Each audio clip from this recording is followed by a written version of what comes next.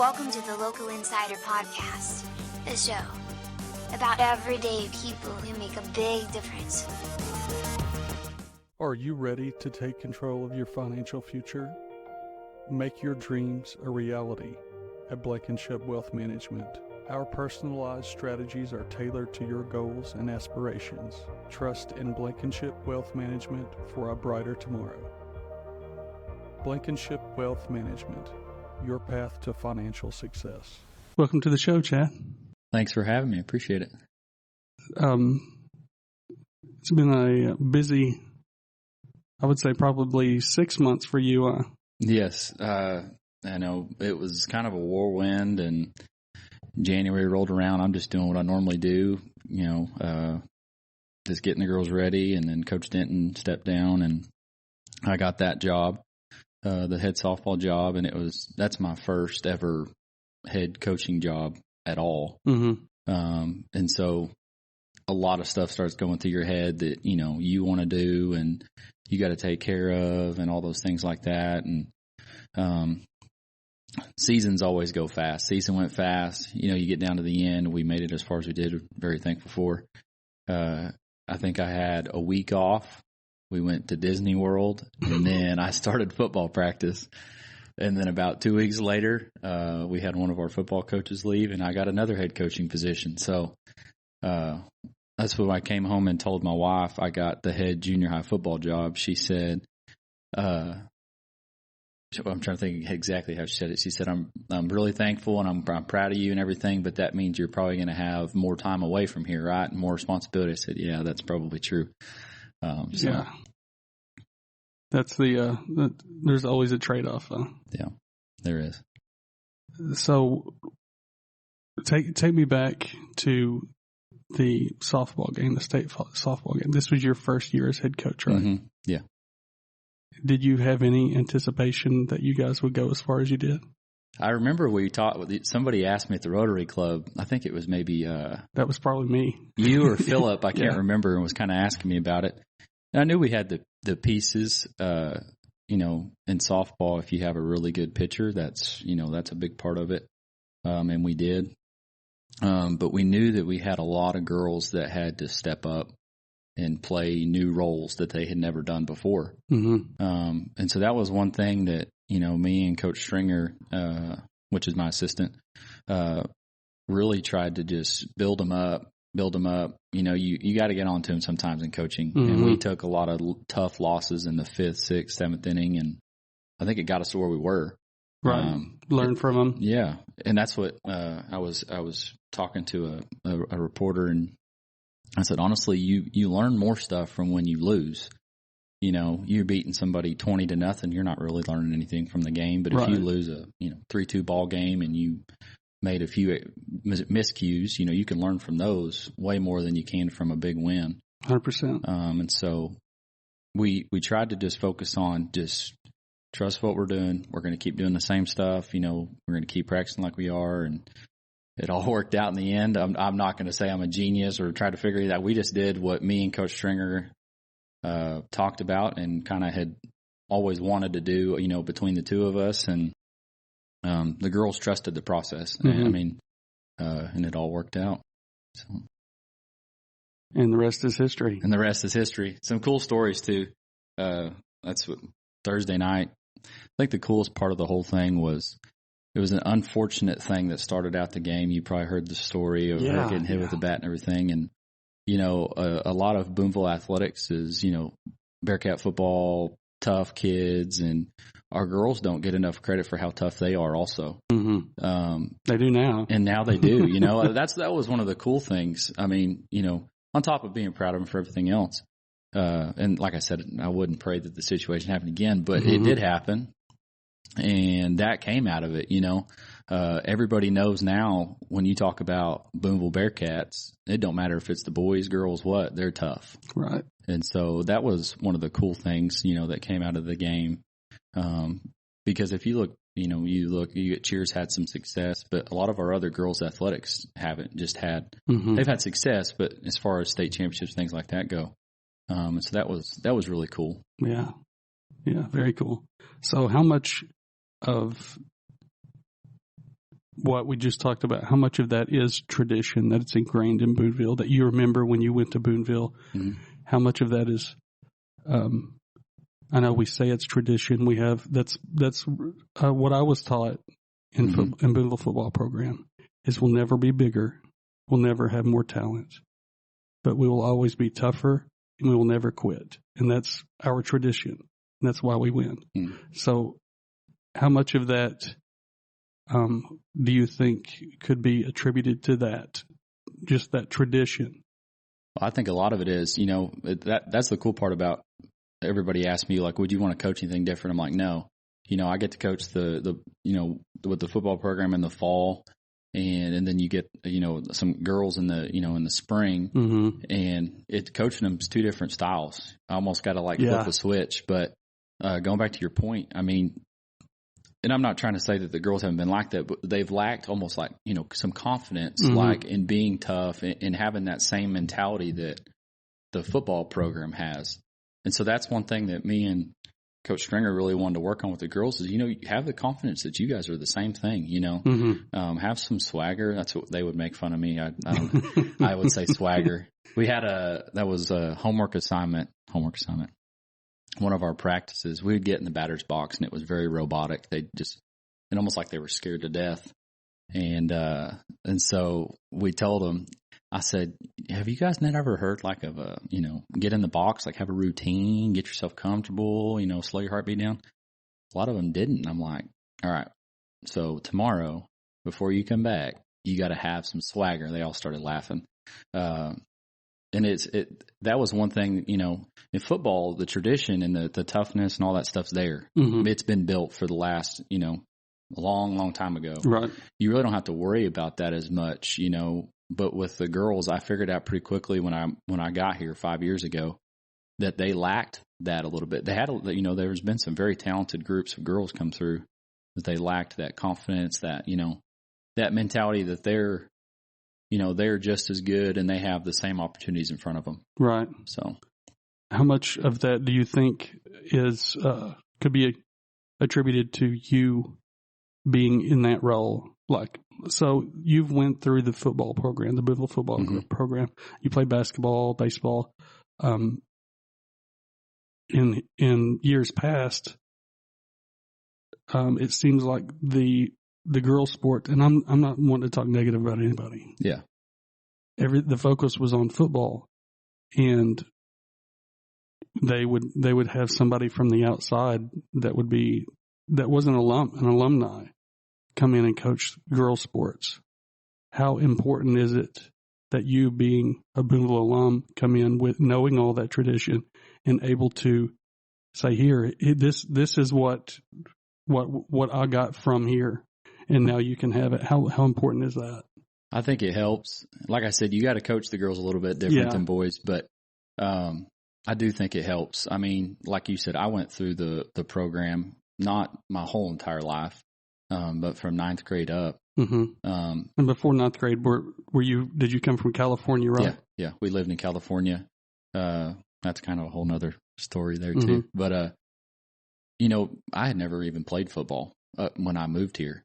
But it was something I knew I wanted to do as soon as I got here. And, it's just different. And like we were talking about before we got on the air, my year at Mena, I always tell all the other guys that haven't coached anywhere else, I'm like, coaching another place, it shows you that how blessed we are here. And because you just don't have that same mentality all over in different places. And so, I think and you see a lot of people, that coach here, they're from Booneville. Mm-hmm. And it just bleeds into the kids. And so kind of going back to what you said, I think that really helped with the girls.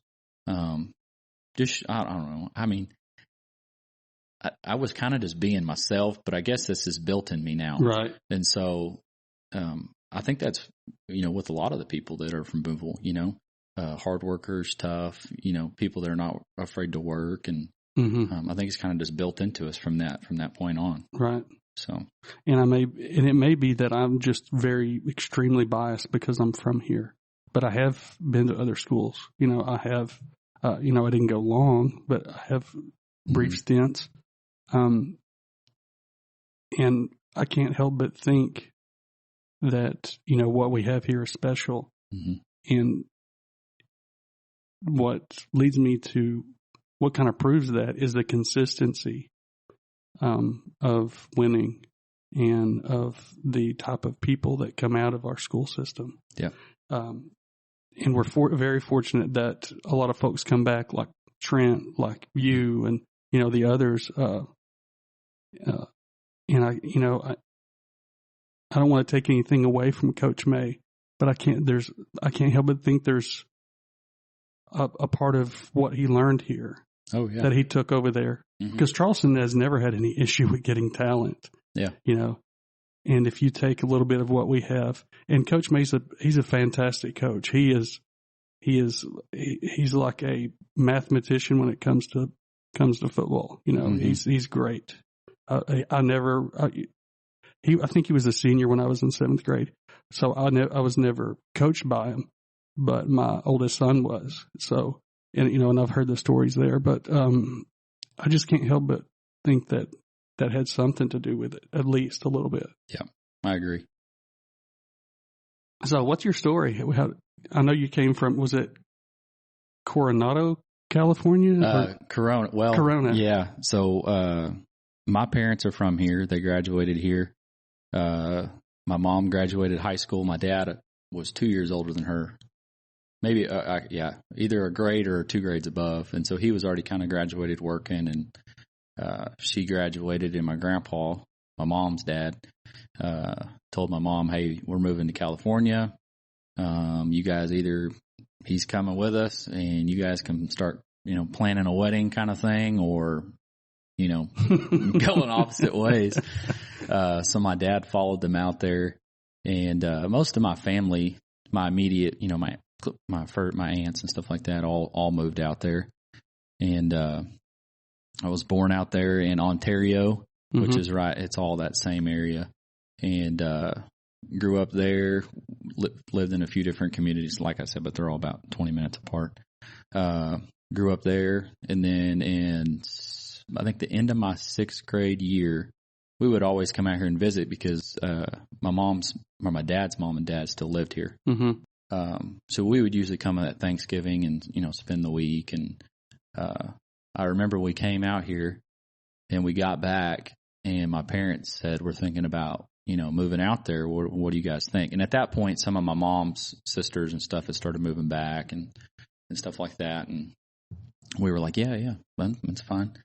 You know, you're still young. You're not in like high school where you got all your friends you don't want to leave and all that stuff. Right. And so put our house up for sale, and that's when the housing market crashed. Oh, wow. 2008. And so it took a few years to sell their house. Finally got it sold when we moved out here. I guess right when I finished 8th grade. I graduated 8th grade because out there, 9th grade, you start high school. And so we moved here. And then from there on out, you know, I played pretty much every sport. I didn't play basketball all the way through. I played everything else. And then, let's see what else. Graduated from high school here, met my wife whenever I was a sophomore. No, she was a sophomore. I was a junior. We started dating then. And she's great. I can talk about her a little bit more. Yeah, behind every coach is somebody that, you know, during the spring, I'm kind of going off topic here, but during the spring, I mean, I'm gone 4 nights a week, and she's got to raise my kids almost on her own. And it takes a special person to be a coach's wife. But I went to Tech, and honestly, my first semester, I had no clue what I wanted to do. I went in as a nursing major just because my mom was like, you're smart, you need to do something. And I was like, I don't know what I want to do, Mom. So, you know, you start your gen ed stuff and all that stuff. And, I took chemistry and then anatomy and physiology. And I made like a C, and I'm like, Mom, I don't know if this is for me. And so, I started praying about it. I'm like, well, you know, I hadn't really, you know, you're young. You don't really think about what you want to do. Right. I know some people do, but I wasn't. I was just kind of you know, there. And I'm like, you know, what is my purpose? I mean, what am I supposed to do? And you talked about him a minute ago. I kind of went back and I'm like, I want to be like Coach May. That's somebody that it was a role model for me during high school, and I want to be that kind of person.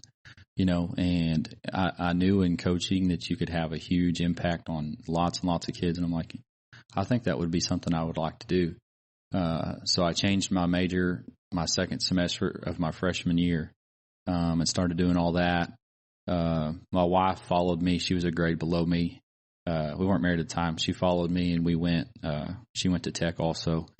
We got married kind of young, got married. I was 22. She was 21. That's not young for Arkansas, by the way. No, that's not young. It seemed like young at the time. Yeah. And when that happened, we ended up moving back to Booneville. Actually lived right down the street. Got us a rent house. She kind of went back and forth on what she wanted to do, the same thing too. And, I got into my last year, and she kind of finally settled on what she wanted to do. She's an occupational therapy assistant. And, we got right when I was fixing to graduate my senior year, we found out we were pregnant, and my wife was trying to get into the program at the time. We were like, we're not making any money right now. Like, well, what's going to happen? A few weeks later, I don't know, 3 or 4 weeks, about a month later after that, I got a few different interviews, for some coaching jobs. I had 2 to pick from, Lamar and Mena. And I'm like, they're both about the same distance. I ended up picking Mena just because it's, different circumstances and, different circumstances. I just weighed the options, I guess, what I'm saying, just kind of, the teaching part of it and the program part of it, the head coach part of it, who I was going to work for, and all those things. And my wife didn't get in the program that year. It took her a few years to get in. It's very competitive.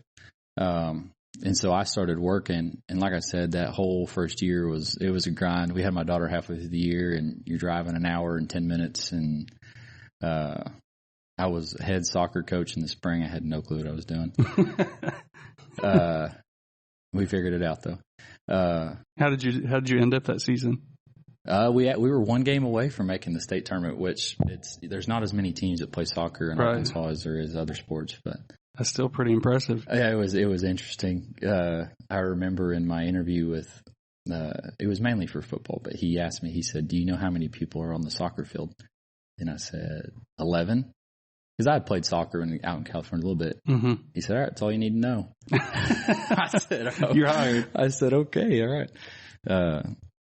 And so my wife ended up getting to the program the next year. That was a 2-year deal, and she's been working through a company out of Danville called Building Blocks. And we just had another, my son, right smack dead in the middle of the football playoffs this last year.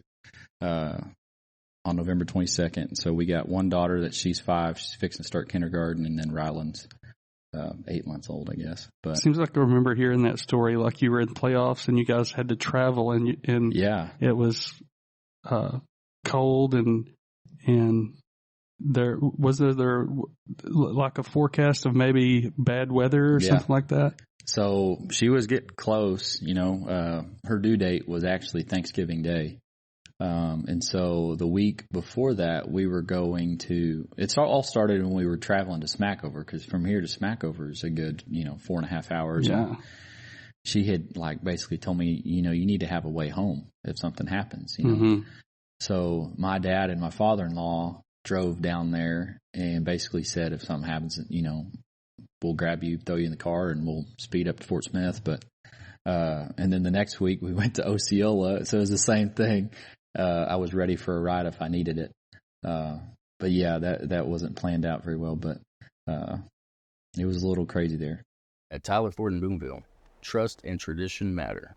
For 27 years, we've been your hometown dealer, making car buying easy and stress-free.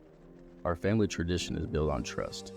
And when you choose Tyler Ford, you're choosing generations of satisfied customers. With a commitment to excellence and your satisfaction in mind, Tyler Ford offers a range of vehicles to suit your needs. From the latest models to reliable pre-owned options, we're dedicated to find the perfect fit for you. Visit us in Booneville or call us at 479-675-2313. Let us show you why generations of families choose Tyler Ford. Because we're more than a dealership. We're part of your community. Tyler Ford, where trust meets tradition. So what makes you smile when you wake up in the morning? I would say my kid. I mean, the first thing, this is not, I mean, we're trying to break her of this. She's fixing to start kindergarten. My daughter will not sleep in her own bed. So she always wants to sleep with us. You know, if I wake up first, I always wake up for everybody else. You know, the first thing I try to do, the most important thing, you know, in my life as far as when I wake up is get my phone out. I read my devotional, kind of start my day off like that. And then, you know, once you get up out of your bed, you got my daughter laying next to my wife and then my son and his pack and play next to the bed and kind of start your day off right. And that's, you know, that's why we do what we do, you know, for our kids and our family. And that's perfect. About it. So do you remember, or have you come to the point that you remember what life was like before children? Yeah. Yeah. It's me before kids. And then now it's not you at all. I know just the last 3 or 4 days, my wife's been busy with stuff, and I'm not usually the one that has my kids, you know, all the time because I'm with football and everything. They usually have to go to a sitter, and I had them for 3 straight days, and I'm like, man, this is a grind. You know, this is like working. You know, they're always needing something and testing and needing. Yeah. So having kids is, you know, and we got a pretty big friend group, and we were kind of the first ones to have kids out of everybody. And they're like, well, what is it like? And I'm like, man, nothing's going to get you ready for it. You know, you're just going to have to kind of experience it when it comes. And now they all have lots of kids, and but it's fun. It's fun. Yeah, that's what I tell people when they find out that they're going to be a parent. And it's what the same thing that was told to me is, I say, your life will never be the same. And they, you know, they're already scared. And but there's nothing more rewarding. And my kids and I were talking. We always get in very deep discussions at the dinner table for whatever reason. And we were talking about being a parent, and I've been a parent most of my life now. And I said, you get to an age to where you realize, because there's, you know, you always hear about these people that are distraught if they get too old and they don't have anybody to carry on the family name. And I used to think, what kind of ego what does that matter? You know, but when you get to an age that you realize that it's kind of like you live forever as so long as you have for a guy, it'd be a male. Of course, you love your daughters. There's nobody like your daughter. But with a boy, it's like you have a little clone, and it's like, you know, that when you're gone, you're still going to live on, because no matter how they rebel, and they'll always come back to the teachings, just like the Bible says. Yeah. That's another question I had was, how important is your faith in what you do? Very important. We attend church at Covenant Family Worship Center. Coach May's my pastor. And, that's, you know, number one in my life. Like I said, I fall short. Everybody falls short, but, you know, try to wake up every day, you know, read my devotional. You know, some days I get to school, when school starts, it makes it a little more chaotic, but, I usually can get to school 15, 20 minutes before, and I make sure that that's what I do. If I haven't read it before I left, I'm going to try and read it before we start the day, because I feel like that's, you know, God's going to kind of put that into your life and to be a minister to those kids. And if you haven't spent a little bit of time with them that morning, it's hard to do. Right. You know, little Johnny comes up to you and says something to you right off the get-go, instead of having a little bit of God in you, you don't. You have the world. Yeah. And so, I feel like that's a big help for me. And then, we try to be at church, you know, as much as we can be. Me and, Coach Hadaball lead our men's group, on Wednesday nights at church. And then, Mr. Walker, approached Coach Hadaball about starting FCA again at the junior high. And, he asked me to help him out with that. And so faith's a big part of my life. Growing up from before I can remember, my parents had us in church every Sunday, every Wednesday. And it's always been a big part of my family's legacy as far as my mom's side, Mm-hmm.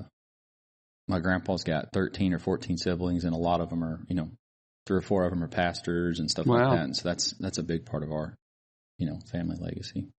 Big family. Yeah. So they adopted like half those kids, but basically, yeah. So what's the most important thing people should know about you? That's a tough question. I hope that as far as maybe I'm, I don't know. What I hope I get remembered by, I guess, or know me as, is that I'm going to care about people, I'm going to care about my family. I try to do everything 100%, work, family, whatever it is that I'm asked to do. And I kind of hope that my bosses and other people would say the same about that whatever I'm going to do, I'm going to do it 100%. Mm-hmm. And I think that goes back to what we were talking about earlier with, just how you're, raised and grown up. In the culture that our high school brings, you got to give 100% in the, mm-hmm. The football program and things like that, and hard work and stuff and things like that. And so, hopefully that's what I thought as or remembered by. Right. Is there a single person or maybe a book that you've read that's been the most influential to you? As far as a person, I got probably 2. Coach May, as far as, a figure of somebody that I would want to emulate, Mm-hmm. He's a very godly man, he's our preacher, and he's a good coach, and he's very personable with the kids. I feel like I kind of fall short on that sometimes, it's a hard balance between being too friendly, being their best friend and, being their coach and demanding that respect. But, as far as the job part of it goes and things like that, I would say him. And then as far as my life, my dad, he's always shown me hard work, how to be, a good husband and a good dad. And, I don't know that he's ever missed, maybe a few, any of my games. He comes to all the games I coach, and, he's a big part of my life, and he mm-hmm. supports me 100% in whatever I do, and helped me build my house. And, so he's a huge part of my life. And I can call him anytime, hey, Dad, this ain't working at my house, and he'll be over there in a second to help me, fix it or whatever. And so those 2 men, I would say have had a huge impact on my life and the man I am now.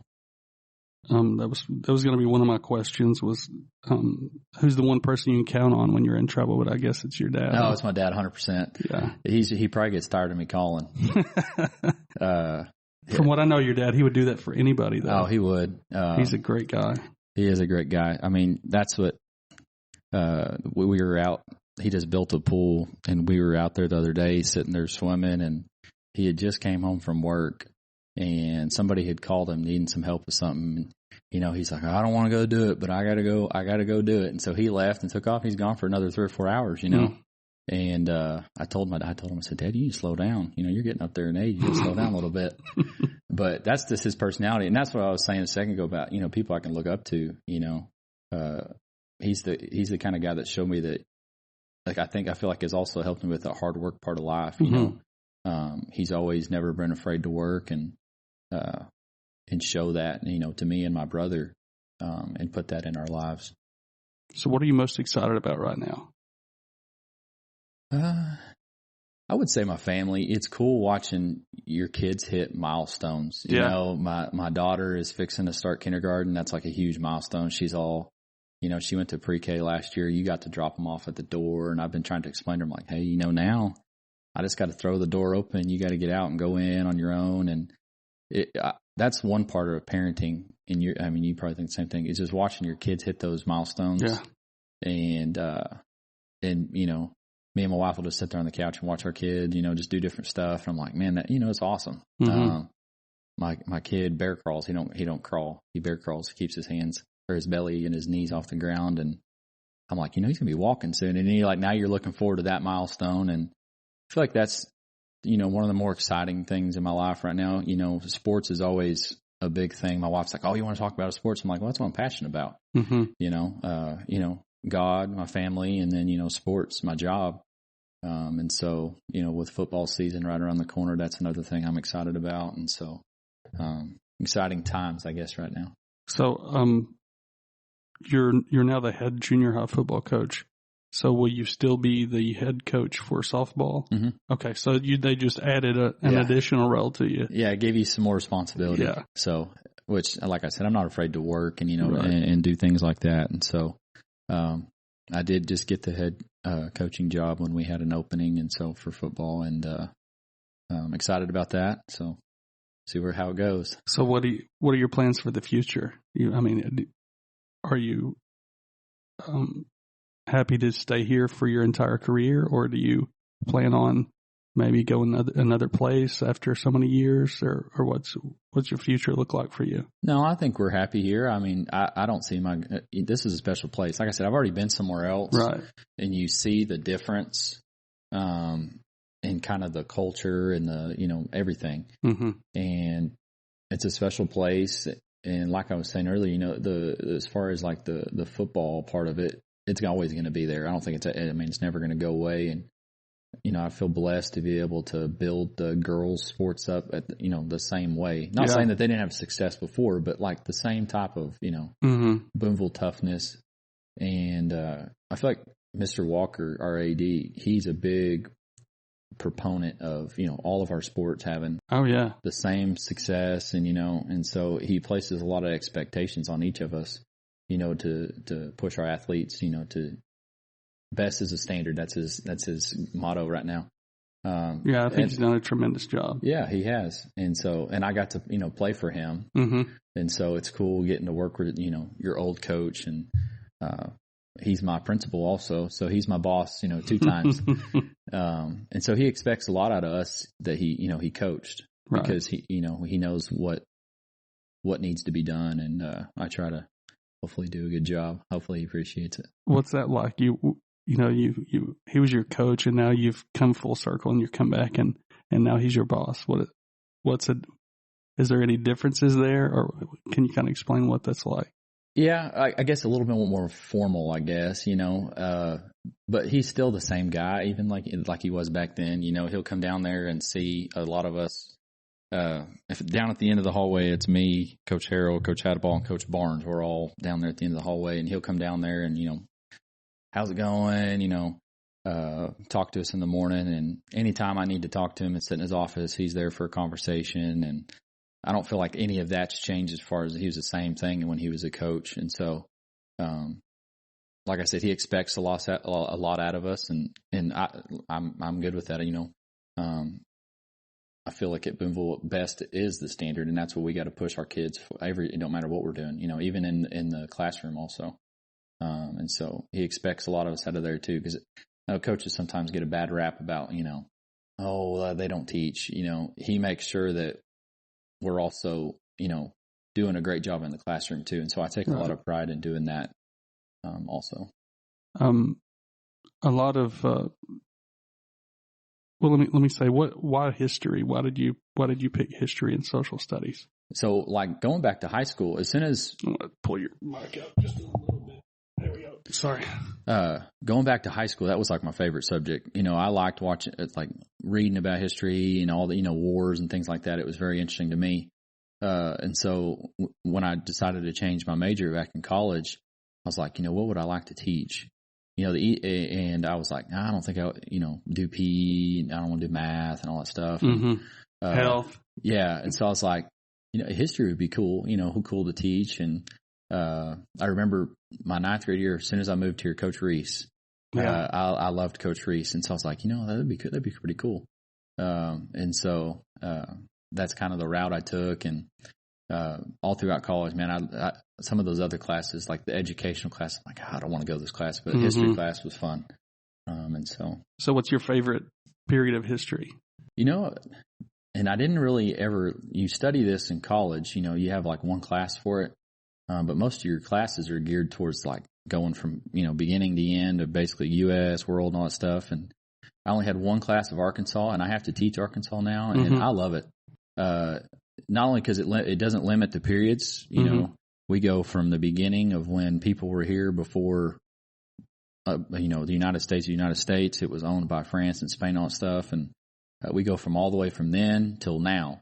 Talk about all the big businesses that we have in Arkansas and stuff like that. And so I'm going to say Arkansas, I only get to teach it one semester, but it's pretty cool. And you get to teach them about the place. I feel like kids relate to it because it's here. Right. U.S. history, Arkansas just doesn't have a lot of like big events that took place here, and so they kind of get to relate a little bit to it, I guess. Right. Yeah. There were no big Civil War battles or Revolutionary War battles, anything like that. We were, I don't know what number of, state we were into the Union, but,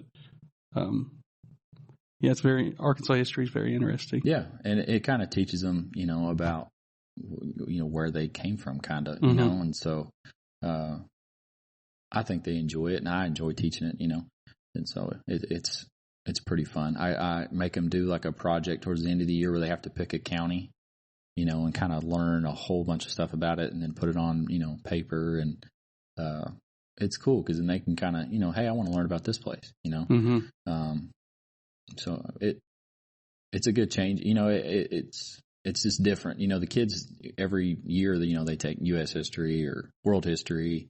This is like a specific class to like a certain area. Right. And so I think it's pretty fun. Yeah. You don't really ever niche down to, I mean, I guess if you were going to be an archaeologist or something like that, you would maybe niche down into, let's say if you were in Asian studies or whatever, to whatever, like the Ming dynasty, or if you were like a period in pre-dynastic Egypt or something like that. Yeah. But in U.S. history, we have very good records of, it's not been that, I mean, it has been a long time, but it's not been that long ago. Yeah. And it's amazing how, we do have great records, but it's amazing at what can be lost in that short period of time. Like there was some, it's not 100% on even how we got the name Arkansas. You can ask different scholars and they'll tell you two different answers. I guess it depends on, like anything else, frame of reference, Yeah. Yeah. And so that's like the first semester I teach U.S. history. There's just so much stuff that they have to break it up, and so I only teach a certain, this year to this year, which it just changed with all the new education stuff, they changed the years.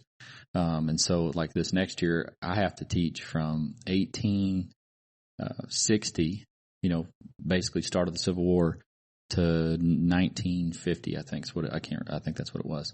And so that's a lot of stuff in a short a semester to teach. But then you also feel like, there was a few things that happened before the Civil War that are pretty important to know why the Civil War even happened, and so, I always catch myself, it's a lot of stuff you got to cover in a short period of time. So like Arkansas history, there is a lot of stuff to cover, but you can be pretty specific about things that you can, teach the kids and things like that.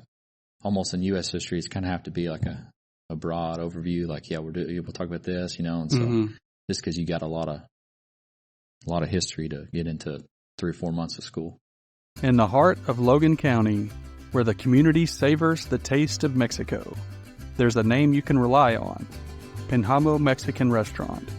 Since 2003, Penhamo has stood as a culinary cornerstone, the go-to place for celebrating successes and sharing moments with friends.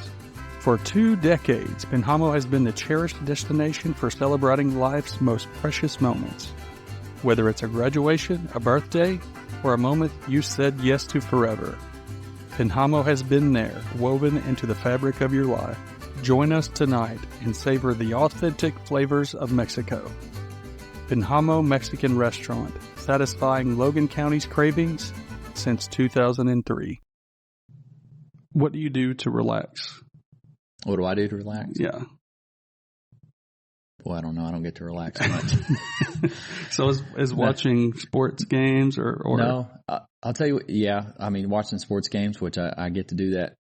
I try to limit, not limit, but when I get home, it's usually about bedtime because we're always busy doing stuff, and it's turn a cartoon on, get ready for bed, and then go to bed. But when football rolls around, spending, a Saturday sitting on the couch watching football all day. But one of the more relaxing things that I do is play golf. Yeah, that's a big thing for me. Go, get away for a few hours and, be able to do it with some of my buddies. A lot of my good friends play. And so, that's a big thing I do to relax. Mm-hmm. But, this summer is just spending time sitting on the couch because I feel like the whole spring moved so fast. I didn't have time to relax. I told my wife, I'm like, I don't want to go anywhere. I just want to sit here, watch a little bit of TV, watch the kids play, and just relax. Yeah, when life is really in high gear, I see how people that want to go on vacation and just turn their phone off. Yeah. And close their doors and not have anybody over. And they just, you got to have that time to kind of recalibrate and. Yeah. And so I thought we were going to go on, we usually take, a pretty good vacation every year. And we went to the beach last year. We got, back in November, my mom was like, let's go to Disney World. And I'm like, okay, yeah, it sounds good. Kids will be, will have fun and all that stuff. And we made it, to the state championship. We played that game on Saturday. We left on Wednesday and went to Disney World. And I was already, had just been nonstop. And I did not realize I'd heard going to Disney was such a grind. And we went to Disney World for 7 days. And I said, this wasn't even a vacation. It was. We had fun and everything, but you walk 7-8 miles a day and I'm pushing a stroller around and, so that we didn't really get that time to relax, I guess, what you call a vacation, but we had a lot of fun. That's funny. Was there ever a point when I know the press was there when you won and they asked you, what are you going to do? And you said, we're going to Disney World. Did you do that? Did you? Yeah, well, I didn't ever nobody had asked and I didn't want to say anything, but I had told the girls, hey, I've already booked this Disney World trip. Where champions go, right? They go to Disney World. And so they, when we won, they're like, you're taking us with you, right? And I'm like, no, I can't pay for it. That would be $100,000. Yeah. And so we were actually in one of the parks. I can't remember where we were at, one of them. And I got a phone call from a number I didn't know. And, you always get spam and stuff like that. Mm-hmm. Well, he left a voicemail. It was a reporter out of Fayetteville wanting to talk. He was recapping all the games and, was going to put it in the paper. And I called him back that evening when we got back to the room and, he said, you got some time? I said, yeah, we just got back from the park. He's like, where were you at? I'm like, Disney World. He said, you went to Disney World? I'm like, yeah, it wasn't like a thing where we just won and booked it. It was, pre-planned a long time ago, but, I guess that was kind of cool. Maybe, we were talking about, God knew what we were doing, I guess. I don't know. There's always the plan. And, and sometimes you're the last to find out what it is. Yeah. So what's an essential quality of an effective coach? I would have to say relationships, like being able to relate to the kids and show them that you care. And when you can relate to them, you show them you care. And then when kids care and know that you care for them, they're going to work really hard for you. And I think that's one of the biggest parts, trying to relate to them, get to know them a little bit and, have fun with them. That's one of the things that we do with the football team. Starting tomorrow, we do a boot camp for the first 2 days.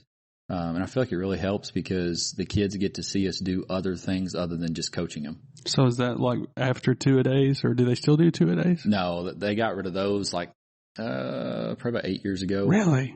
Wow. They had a few kids one summer that passed away from heat exhaustion. In Booneville? Not in Booneville, but in Arkansas. And so when that happened, they kind of changed a lot of rules. And so basically the first 3 days are you got to acclimate yourself, the kids. Mm-hmm. And so it's just a helmet. So you can't really get a lot of stuff done. Right. So Coach Curley started this boot camp. I think this is our 4th year to do it. And I can kind of give you like a quick itinerary. So like tomorrow we're playing paintball. And then they're maxing on a few of our lifts. And then they're going swimming and having dinner at somebody's house. And they're staying the night at the field house for 2 nights. Tuesday we're going to play some golf with them. And so it gets them seeing us doing other things and knowing that we care about them. We're spending basically 2 whole days with them and going to be around them. And we do a campfire. And it's too hot to do campfire. We do a campfire And it's cool watching some of those kids grab a guitar and doing stuff that we don't ever see them do either, you know? Yeah, I get to see them away from. Yeah. And so I feel like that's, getting to know them a little bit personally, knowing you care and, you care about them. And we tried to do a few things like that in softball too. Me and Coach Stringer, just to show them that, we care. And before the season started, we had them over to my house for dinner and kind of a party to start off the year. And just to show them that you care, Right. That's a big part. With kids nowadays too, they're seeking for somebody to know that they care about them, and because not all of them come from good homes and things like that, and that's a big part of it. Mm-hmm. So, how I'm thinking back, I don't think I know that the summers were just as hot in the 90s. Yeah. I mean, we had record temps that still haven't been broken. So it's got to be the culture, and like you said, they have to be acclimated to the heat. Mm-hmm. So it seems like maybe kids nowadays, you don't see a lot of kids riding their bicycles outside. Yeah. They're not, the culture is just not outdoors as much. So it only makes sense that if you say, okay, they're not going to acclimate themselves. Yep. So you would kind of have to have how long was 2 days? Normally it was like a week. Yeah, it was a week, I believe. So you're talking about heat. I remember my senior year, me and Coach Adaball talked about this a lot because we're in the same grade. And I remember going after practice one evening. We'd already practiced that morning, and the temperature was like 104. Yeah. And now we can't go outside if the heat index is over 104. And so it's changed a lot, and I feel like it partially is maybe because, kids they've changed a little bit. There's just more things that they can do, inside. And I was actually talking to my niece the other day. They live in Greenbrier. I saw a thing on Twitter. It was talking about how, you're probably the same way. How when you turned 16, you were like gearing up, like take me down to the DMV so I can get my driver's license. And 100%. Yeah. Kids nowadays, they don't. I mean, we had some seniors on our team last year that still weren't driving. Are you kidding? Yeah. And I'm like, and the tweet was talking about how kids nowadays, they got everything. When you turn 16, that driver's license is like your freedom. I can go drive around. I can go explore, I can go do all this stuff. Well, now you got your phone, and your phone, you can explore anything you want right there on, on your device. And I don't know if that's totally true, but, we see just a ton of kids that, they're 17, 18 years old. They still don't have their driver's license. And I ask her, she's 14. I'm like, why haven't you got your permit yet? She's like, I don't know. I just haven't really wanted to. That was something that you were like dying to do back when 10, 15 years ago. And so I do feel like kids have changed a little bit. Just, I don't know, the culture, I guess, of kids now has changed a little bit. But I think a lot of it was, when I was in junior high, all the girls my age were dating the older guys because they had wheels. Yeah. And it's when you're like, man, I've got to get those wheels or I'm not going to get a girl. Yeah. So well, now they can just FaceTime each other, or Snapchat each other, or whatever. I don't see how that could compare. Yeah, well, that's what I'm saying though. It's just different, and that's what I've noticed. I've been teaching. This is going to be my seventh year. Yeah, 7th year, and it's changed just in 7 years. The teaching part of it. Wow. Kids have changed, and COVID could be a part of that, a little bit, but it's just, kids have changed, in a short period of time, from just the way they were, Can you remember a time when maybe it wasn't, maybe you weren't coaching, maybe it was in the youth ministry, or maybe it was at home, or is there a time where you felt like a hero? I would say, I'm trying to remember a specific time. Going back to your kids, when they come up to you and they're so proud, I'm so proud of you, Daddy, or whatever. I feel like we've had a few of those moments. They've been sports related just because of our, that's just that's a big part of our life, and it makes you feel, like you're on top of the world, it's always cool to celebrate with other people, but when you're with the people that care about you the most, you know, and so I would say that that's probably, you know, a few of the times that I felt like that, you know, with my kids, you know, and my wife, and just saying how proud they were. I'll never forget too, talking about, you know, somebody that was big in my life. After we won our semifinal game this last year, we beat Hackett. And then in the finals, my dad was in tears. And there's not many times where I've seen my dad in tears in my whole entire life. Yeah. And I was emotional too, but seeing the guy you look up to, so proud of you, you know, that he's in tears, that makes you feel like, you know, you're on top of the world too. Yeah. And so, and I've seen him in tears before, like when we had our kids. That's why they kind of relate, you know. And so I feel like anytime you see the people you look up to, like, just swell up with pride, you know, that they're so proud of you, of whatever you've accomplished, that it's, you know, that makes you feel like a hero. Yeah. So that's amazing. You know, going back to the culture thing, how much of what the situations that we were describing about the lack of interest in freedom and getting wheels and stuff like that, how much of that do you think is attributed to the lack of, I guess, a strong male role model? I think that's a big part of it. You see, you know, kids now, like me and Coach Adaball have talked about this a lot, you know, going back, I graduated high school 10 years ago, and we think back to like a lot of our good friends, you know, or not even good friends, just people we graduated with. They were raised by, you know, married families, mom and dad together. And even if they weren't together, mom and dad were both still in their life, you know, in some way. They may live with, you know, dad during the week and mom on the weekend, or whatever the situation was. But kids, we see a ton of kids now that are raised by grandma, grandpa, aunt, uncle, that are not their mom and dad. And I think and it's, like I said, it's just in 10 years, it's a huge difference. You know, and a lot of those kids that may give you in trouble in class, that's the kids that are raised by grandma and grandpa, and they just have the issues that they need help with, you know. And I feel like that's where sports comes in a lot, because some of those kids can look up to you like a male figure.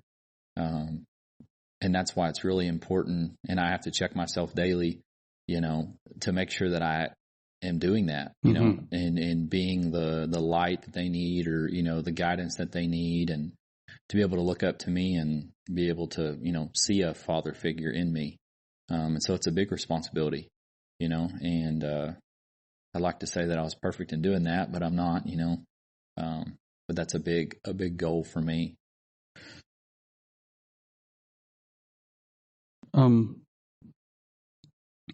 So what advice would you give your 18-year-old self? I saw that question on there a minute ago. Man, I would say just really, really pray about what you think God has for your life, you know. That's where I feel like I could have went right into it. Ended up costing me a semester, made me go a semester longer, just because I was just going off of what I thought, you know. Really pray about, well, you know, what is your purpose, you know?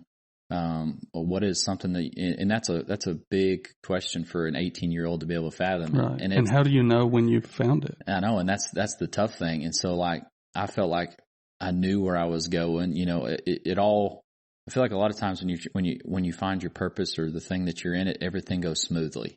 And so I feel like the whole transition was smooth. Everything was going smooth. And so that's one of the biggest things, you know, and just to, you know, figure out don't waste those years, you know, figure out what you should do. And it happens, you know, some people don't, you know, figure out what they want to do till later on in life. But, so is it, so for people to know, like, when you find the path that you think that God has for you, is it like everything lines up and you were like, man, I had no idea this is what it was going to be? Or Can you kind of describe how that works? Yeah. So like to me, like when I feel like I'm walking where I'm supposed to, everything is working like it should. Now that doesn't mean that the devil don't try and throw things in your way, but like as far as like going back to like college and like making a career decision, like my parents were behind me 100%. My wife was. And so that felt reassuring, that they were behind me. But then, you have to change majors. That's a process. You got to change your classes and all that stuff. And everything was just working out how it should, know? And so I don't know. I just feel like there's a sense of peace almost that you're doing what you're supposed to do. Yeah. And so, even though you may not know what it is, you may not know anything about what you're going to be doing. It just, the education comes and it sticks and it's like everything falls into place. Just like making good grades in your college. I mean, the Lord's going to be with you. If you're where you're supposed to be, He's going to help you remember that stuff and, get it down. And I did well in all my classes. And so, I remember writing my last year big paper, to finish. And it was like, it had to be like 25 pages. I'm like, I'm not good at writing things and grammatically. My wife has to do all that for me. And, I'm like, there's no way I do well on this.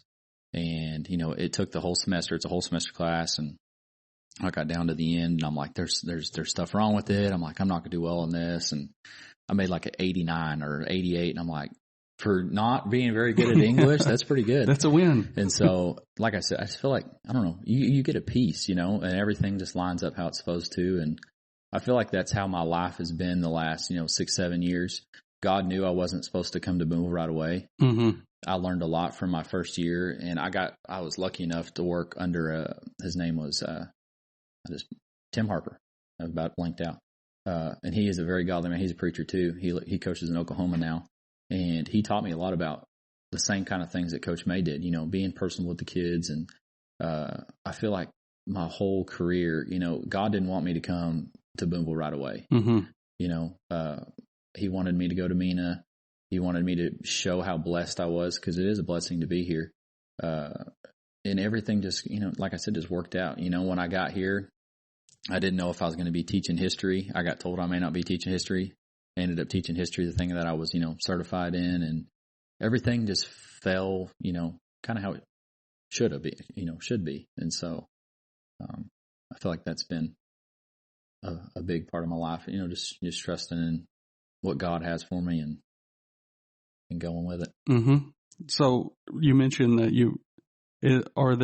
does anybody that wants to be a teacher or go into sports, do they all want to go back to their alma mater and teach, or are there certain places that all teachers would rather go? So I guess what I'm asking is Booneville School like a very sought after? I know County Line is. They have a lot of people that come from the Fort Smith School District in Northwest Arkansas.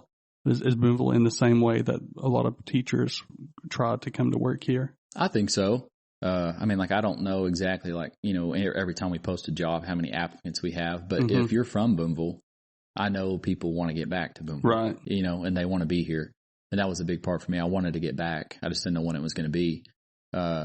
With all this new, the governor passed all these new bills. Now it kind of evens the playing field as far as pay goes. So, that's going to make every, school in the state pay about the same amount of money unless they pay more.